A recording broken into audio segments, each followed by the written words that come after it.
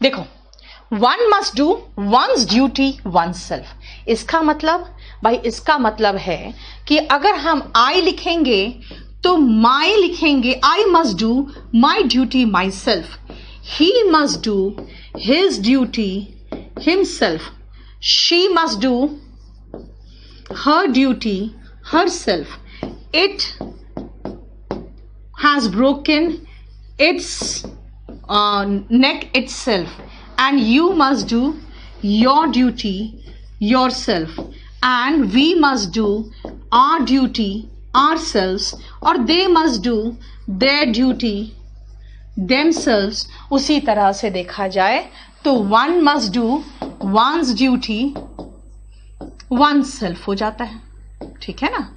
ये सब चीजें आपको आनी चाहिए, ये छोटी छोटी चीजें, ठीक है, ये बहुत छोटी छोटी चीजें हैं, ये आपको आनी चाहिए, क्योंकि ये क्या है ना ये बेसिक कंसेप्ट है।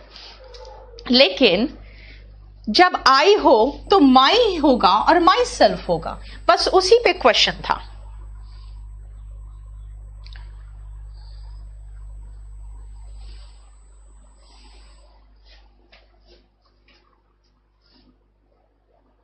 देखो, जैसे one must do one's duty oneself, ठीक है ना। आप देखो, वी मस्ट प्रोटेक्ट, भाई आवर सेल्व्स कोई वर्ड ही नहीं है, आवर सेल्व्स है, from this pandemic, we must protect ourselves from this pandemic, देखो, ठीक है। एंड द पुअर मैन, अब देखो सेकेंड तक तो हमको समझ में आ गया कि सीधा सीधा क्वेश्चन है, ठीक है। एक सेकेंड रुकना बेटा, तो मुझे ना आज का जो प्रोनाउन पढ़ा रही हूँ मैं 21 नंबर पेज से, मुझे प्रिंट आउट दे दो।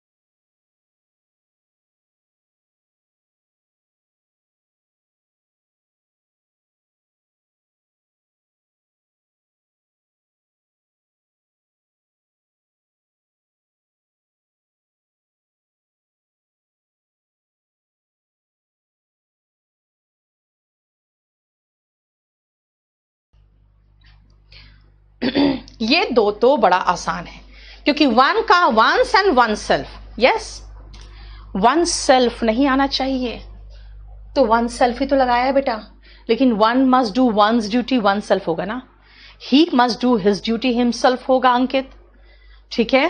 वन और वंस का हिंदी में क्या मतलब है बेटा, किसी को भी अपना काम खुद करना चाहिए, किसी को भी, ये सब पर लागू होता है, इसीलिए ठीक है।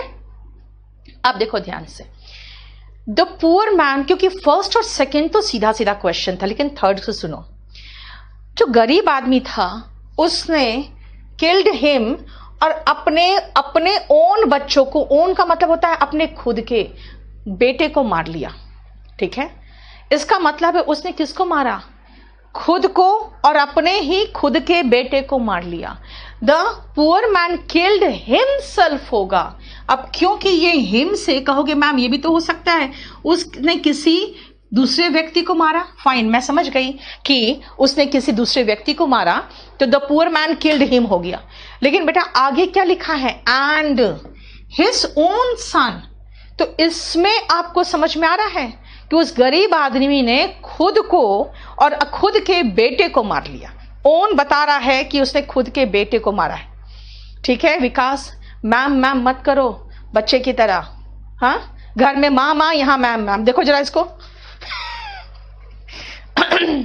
he hurt himself, गोविंद, वहां पे himself जो है ना, वहां पे एम्फेटिक प्रोनाउन है, उसने खुद को चोट पहुंचा लिया। कुछ लोग ये सोचते हैं नहीं मैम हिमसेल्फ तो लास्ट में है तो एम्फेटिक नहीं होगा। बेटा एम्फेटिक का मतलब है जहां जोर दे दिया, बस, ठीक है। अब देखो, I do my work my self, कितना आसान है। शी, वो महिला खुद ही अपनी समस्याओं के लिए जिम्मेदार है, तो मैंने जोर दिया she her self is responsible, वो खुद ही रिस्पॉन्सिबल है। यस, ही हर्ट हिमसेल्फ। देखो अब ध्यान रखना, कुछ लोग ये सोचते हैं कि मैम एक चीज है कि जब बगल में है तो एम्फसाइज कर रहा है, और जब दूर है तो वो रिफ्लेक्सिव है। ऐसा कुछ भी नहीं है। जैसे आप जोर दोगे, उस आदमी ने खुद को ही चोट पहुंचा लिया, तो खुद को ही जोर दिया है, या अगेन एम्फेटिक है। तुम खुद ही जिम्मेदार हो। ये भी एम्फेटिक है। मैं अपना काम खुद करती हूं, आई माई सेल्फ। नहीं बेटा, ऐसा कुछ नहीं, सुपरफ्लुअस नहीं है। हिज सेल्फ कोई वर्ड ही नहीं। अंकित क्या करते हो बेटा तुम लोग मुझे हार्ट अटैक दे दोगे किसी दिन। अब देखो ये नया वर्ड का उसने आविष्कार किया, हिज सेल्फ। बताओ, हाँ क्लियर हो गया? अब बोलोगे क्वेश्चन कहां से आएगा और इसमें क्या क्या क्वेश्चन आया हुआ है। बेटा मैं प्रीवियस या क्वेश्चन पेपर से ही क्वेश्चन उठाती हूं।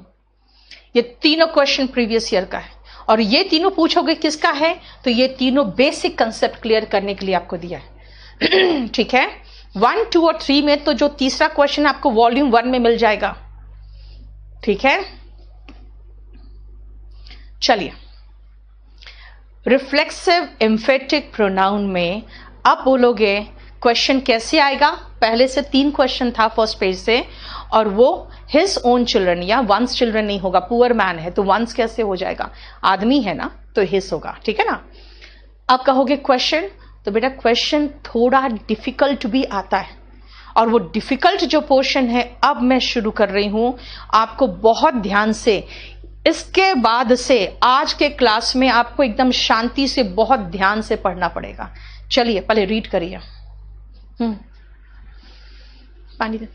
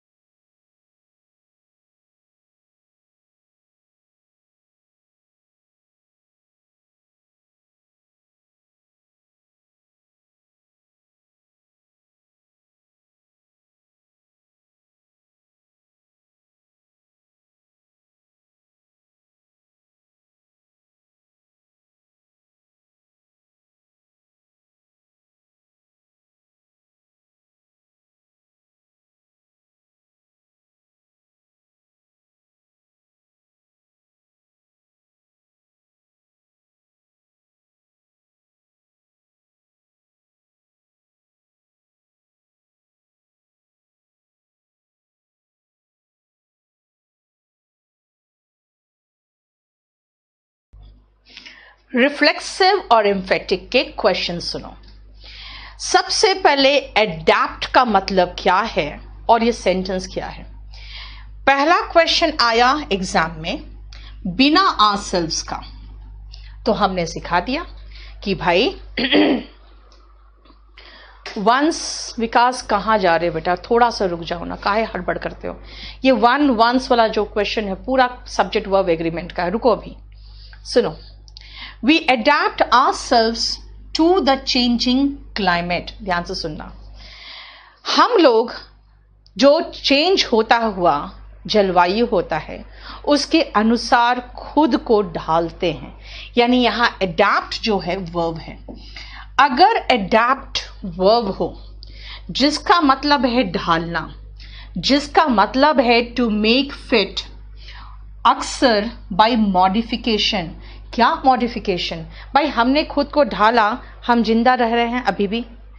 अगर देखा जाए तो हो सकता है कभी मारे जाएंगे, जैसे कि डायनासोर्स मारे गए। क्यों?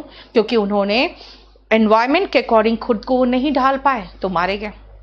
ठीक है, तो यानी कुछ कुछ अपने मॉडिफिकेशन करता है जब इंसान या जानवर या कोई भी जीव, तो वो अपने आप को एनवायरमेंट के अकॉर्डिंग फिट करने के लिए ढालता है। अगर एडैप्ट वर्ब हो जिसका मीनिंग होता है ढालना, तो रिफ्लेक्सिव प्रोनाउन आएगा।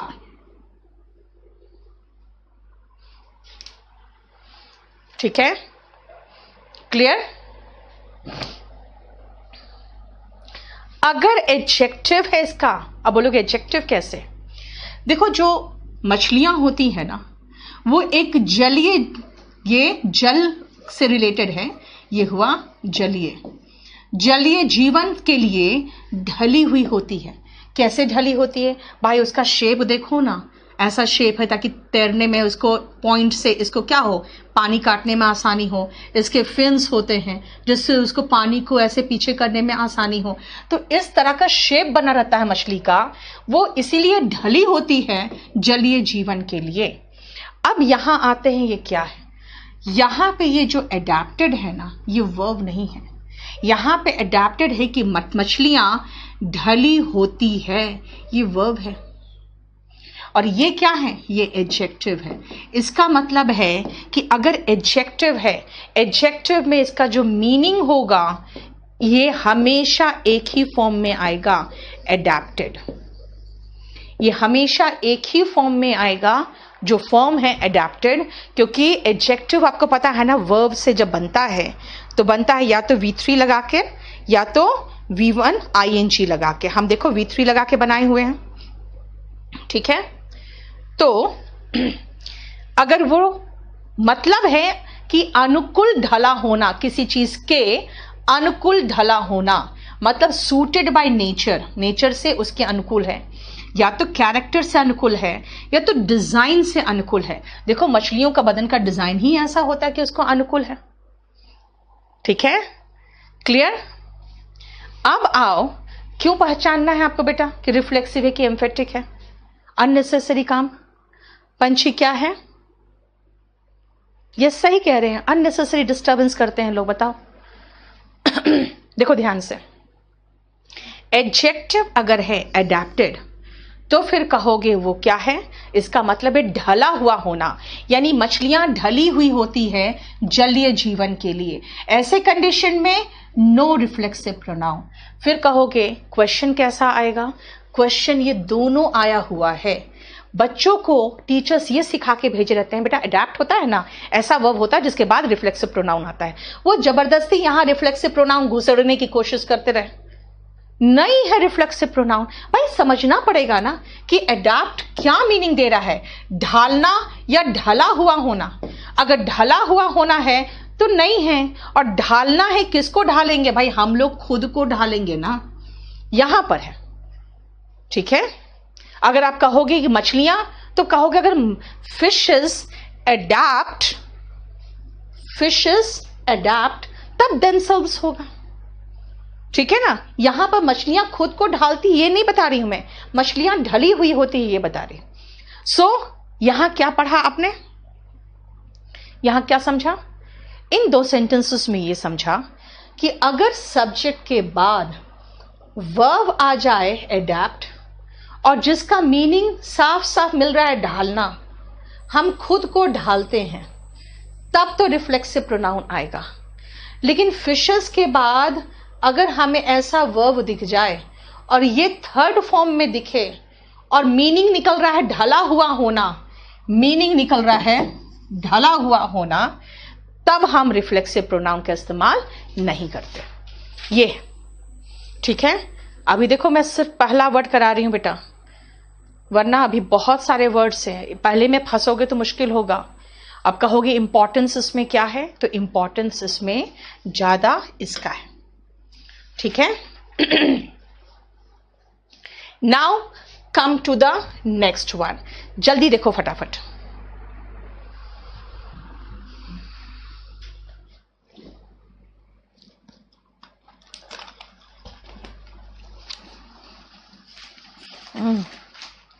इसके पहला वाला पेज कहाँ गया? इसमें यहां से है।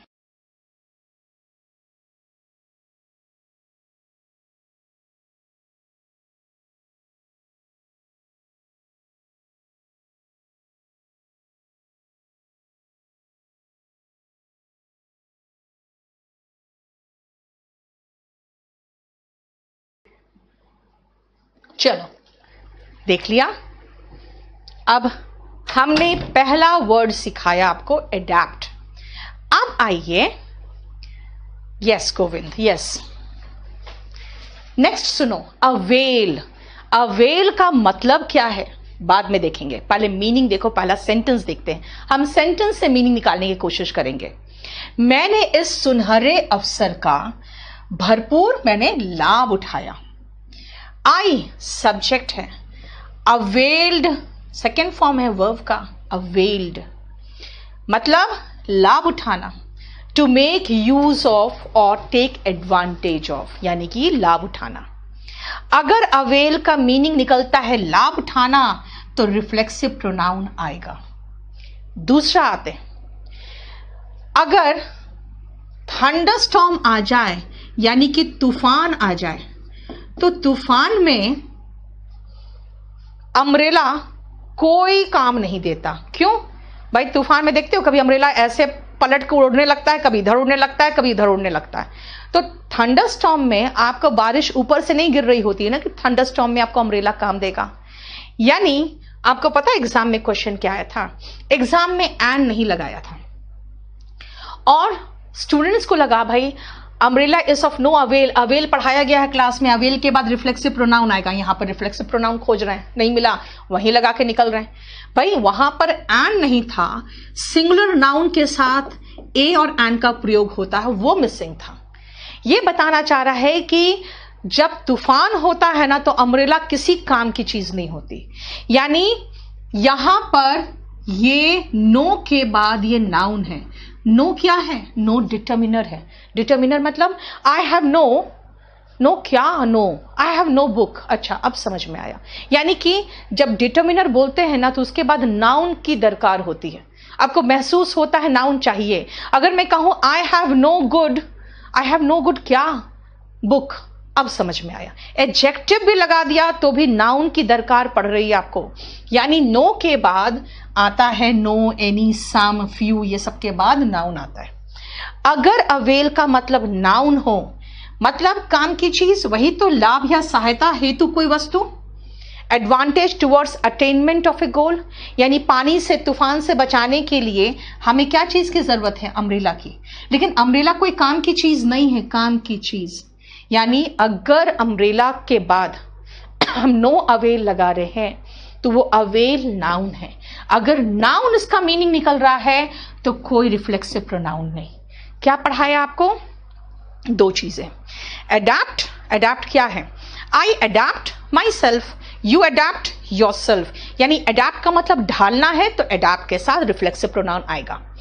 Like birds are adapted to an aerial life. पानी है तो एक्वेटिक लाइफ और हवा के लिए तो एरियल लाइफ। तो बर्ड्स आर अडैप्टेड यानी पंछी ढले होते हैं। वो ढालते नहीं है खुद को, बल्कि वो ढले होते हैं। तो अगर ढला हुआ मीनिंग निकल रहा है तो यानी एडजेक्टिव है, इसका मतलब कोई रिफ्लेक्सिव प्रोनाउन नहीं होगा। उसके बाद अवेल, तो अवेल का मतलब होता है लाभ उठाना। अगर लाभ उठाना है अवेल का मीनिंग तो रिफ्लेक्सिव प्रोनाउन लगाओ, और अगर अवेल का मीनिंग है लाभ की वस्तु तो कोई रिफ्लेक्सिव प्रोनाउन नहीं होगा। इज ऑफ नो यूज, इसका मतलब है कि अम्ब्रेला कोई काम की चीज नहीं हो। जैसे मैं कहूंगी this is of no use, है ना, तो मतलब ये किसी काम की चीज नहीं है। क्लियर? मैंने सिर्फ 2 वर्ब पढ़ाए हैं, अभी लुढ़क जाओगे तो बड़ा मुश्किल हो जाएगा। क्यों? क्योंकि ये आपका कॉम्प्लिकेटेड पोर्शन है। आइए नेक्स्ट पेज में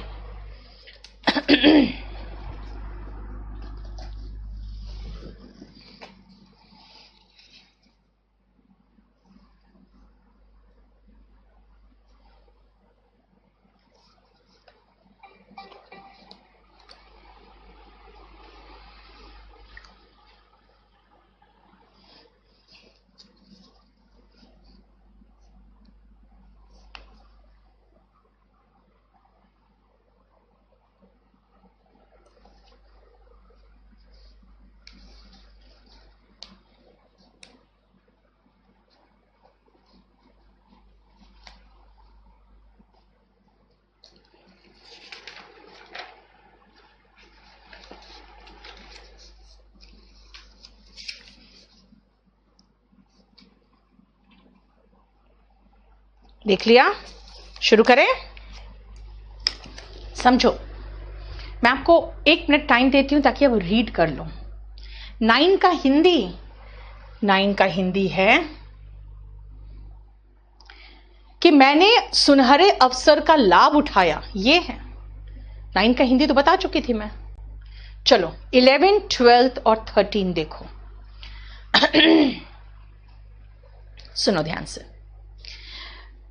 आई एंजॉयड, क्या, आपको पता है ना, क्या और किसको को जो जवाब होता है ना वो ऑब्जेक्ट होता है। अगर मैं कहूं आई एंजॉयड, पूछोगे क्या, द पार्टी, ये ऑब्जेक्ट है, ऑब्जेक्ट आ गया। अगर एंजॉय, एंजॉय तो वर्ब ही है, ठीक है। अगर एंजॉय के बाद एक ऑब्जेक्ट हो तो कोई रिफ्लेक्सिव प्रोनाउन नहीं होगा।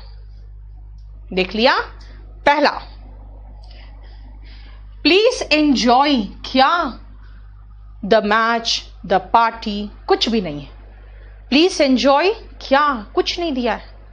आप पार्टी में हो, आप इधर उधर घूम रहे हो, मुझे लग रहा है शायद आप शर्मा रहे हो, खा पी नहीं रहे हो, है ना, और बोर हो रहे हो, तो मैं आपके पास जाके, क्योंकि मैं होस्ट हूं, मैं क्या बोलूंगी, प्लीज एंजॉय योरसेल्फ, यानी एंजॉय करो। प्लीज एंजॉय योरसेल्फ यानी कि एंजॉय करो। मतलब अगर एंजॉय के बाद आपको कोई ऑब्जेक्ट नहीं दिख रहा है, एंजॉय क्या, प्लीज एंजॉय द पार्टी, अब सही है। लेकिन मैं जगह खाली कह दो प्लीज एंजॉय, तो ये सही नहीं है। प्लीज एंजॉय क्या, नहीं पता, कुछ नहीं दिया मैंने, तो योरसेल्फ लगाना पड़ेगा। क्यों? क्योंकि मैं आपको बोल रही हूं, यहां पे छिपा हुआ कौन है, यू छिपा हुआ है, दिया हुआ नहीं है। इसका मतलब आपको जब सामने वाले को कहते हैं तो आपको पता होना चाहिए कि सामने वाले को बोलते हैं, है ना। तो मैं कहूंगी प्लीज एंजॉय योरसेल्फ, ठीक है। यानी अगर एंजॉय के बाद ऑब्जेक्ट नहीं हो, अगर एंजॉय के बाद ऑब्जेक्ट नहीं हो तो रिफ्लेक्सिव प्रोनाउन आएगा। कहोगे मैम 13 में तो आपने द पार्टी दिया है। बेटा मैंने द पार्टी नहीं दिया है, एट द पार्टी दिया है। आई एंजॉयड, क्या, नहीं दिया है। आई एंजॉयड क्या, the food at the party, यहां पे द फूड, द डिनर, ये होगा object. I enjoyed the orchestra at the party, ये सही होगा। लेकिन आई एंजॉयड क्या, नहीं पता। एट द पार्टी तो एडवर्ब ऑफ प्लेस का काम कर रहा है, ये प्लेस बता रहा है। एंजॉयड क्या, क्या और किसको का जवाब जो होता है ना बेटा, ये ऑब्जेक्ट क्या है, ये वर्ब के बाद, वर्ब के बाद आप दो क्वेश्चन पूछते हो, क्या और किसको, जो इसका जवाब होता है ना वही ऑब्जेक्ट होता है। जैसे अगर मैं कहूं आई टीच, तो आप बोलोगे क्या, इंग्लिश ऑब्जेक्ट है। आई टीच किसको, द स्टूडेंट्स, ये ऑब्जेक्ट है। ठीक है, देखो जरा क्या प्रॉब्लम अभिषेक का, क्लियर। अब यहां पे क्या कह रही हूं, अगर कोई ऑब्जेक्ट नहीं हो तो रिफ्लेक्सिव प्रोनाउन आएगा, क्योंकि यहां पर भी कोई ऑब्जेक्ट नहीं है, लगा दिया मैंने, और यहां पर भी कोई नहीं है तो लगा दिया मैंने। देखो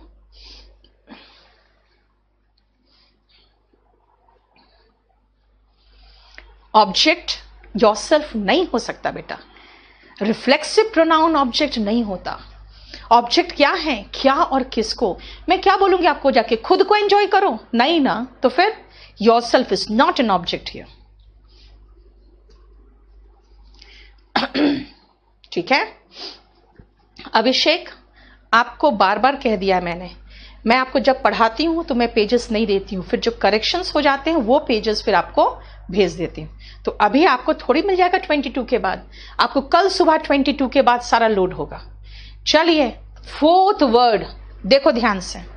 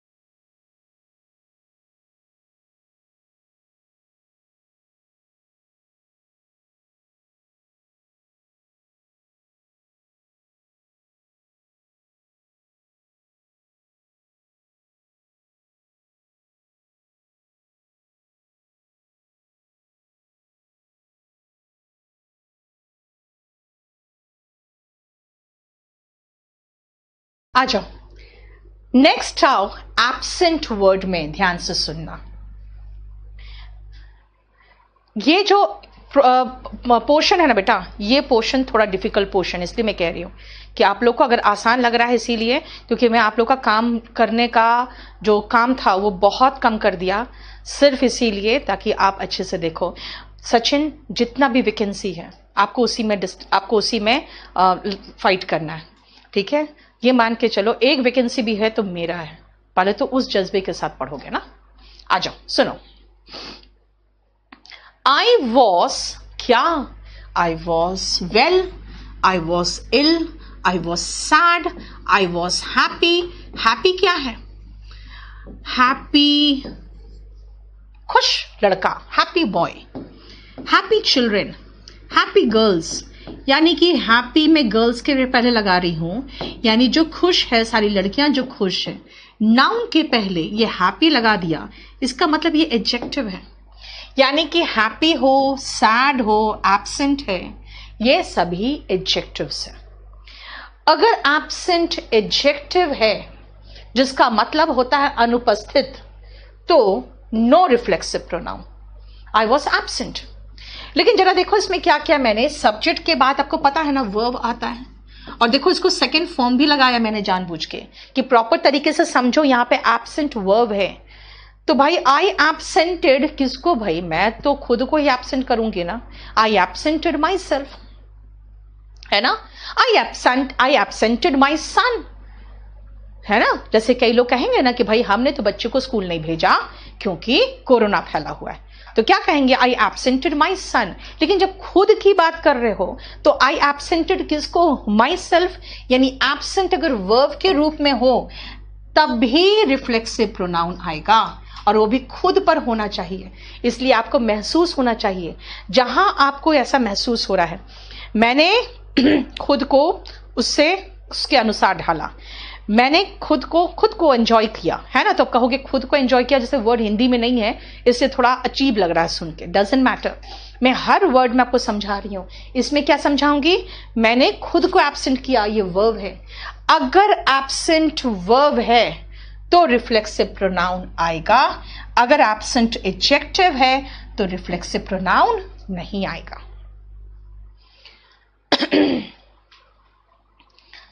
ठीक है, सब मिलेगा दीपक, आप ध्यान से देखो। हैप्पी एडजेक्टिव है बेटा, हैप्पीनेस एब्स्ट्रैक्ट नाउन होता।